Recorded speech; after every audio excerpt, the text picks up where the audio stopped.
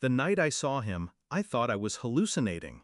I was curled under a bridge with my daughter pressed against me, our thin blanket no match for the winter air. I'd just told her we'd make it to the shelter in the morning. Then headlights cut through the dark, and a black car rolled to a stop. The man who stepped out was older, but his face was unmistakable. My grandfather. The one my father told me was dead. He didn't ask questions. He didn't hesitate. He opened the door and said, "Come with me." I wanted to refuse. Pride screamed at me to. But my daughter's shivering body was louder. We went. The mansion was surreal. Marble floors, chandeliers, warmth so thick it felt like a different planet. My daughter's eyes widened at the sight of a fireplace, and I had to swallow the ache in my throat. But the real fire came when my grandfather poured a glass of whiskey, sat across from me, and said, "Your father told you I was dead, didn't he?" I nodded. My father had said it often, how his father died long ago, how he'd raised me without help, how we owed nothing to anyone. My grandfather's expression hardened. He told you that so he could steal. Steal? That word cracked something open. He explained, I was meant to inherit a trust my mother left me, money set aside for me and any future children. My father had intercepted it, funneled it into his own accounts, and cut ties with his family to keep me ignorant. Every eviction, every empty fridge, every night I worked 2 jobs to keep the lights on, while he drove new cars and took his new family on vacations, I finally understood.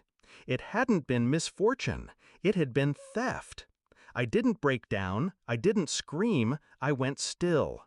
Because in that moment I knew, if he could erase his own father, he could erase me just as easily. And he had. But now I had something he never expected, truth, and a man powerful enough to back me. My grandfather asked me what I wanted. Revenge, I said. My voice didn't even shake. He studied me, then nodded once. Then we'll do it right. We started with silence. No warning. My father didn't know I was no longer starving in the cold. Didn't know I was under the roof of the man he'd spent decades pretending was gone. While my daughter was given tutors, clothes, and a room of her own, I was given files, bank statements, property records, evidence of every dollar siphoned from the trust. My grandfather had lawyers on retainer. I didn't have to beg them to believe me. They already knew the type of man my father was.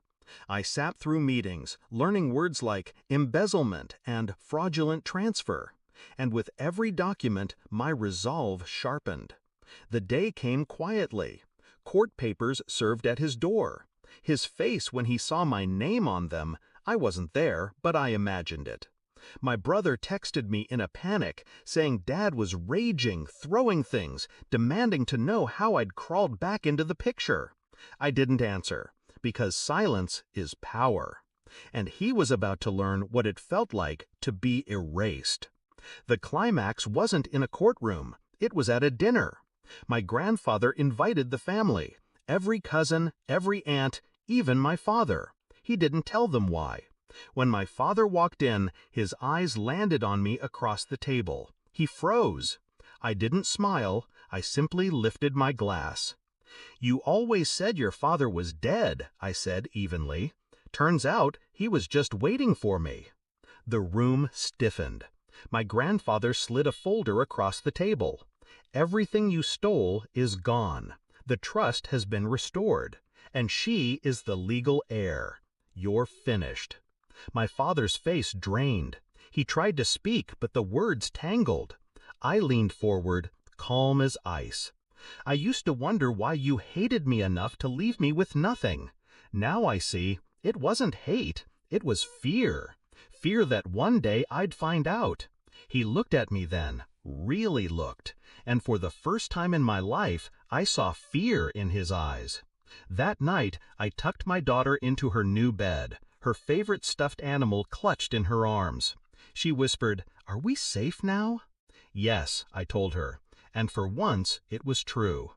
I don't think much about the bridge anymore, or the cold nights, or the hunger, but I do think about my father's last words to me before he stormed out of that dinner. "You'll regret this." He was wrong. I don't regret a single move, because he spent my whole life making sure I had nothing, and in the end, that nothing became the sharpest weapon I ever held.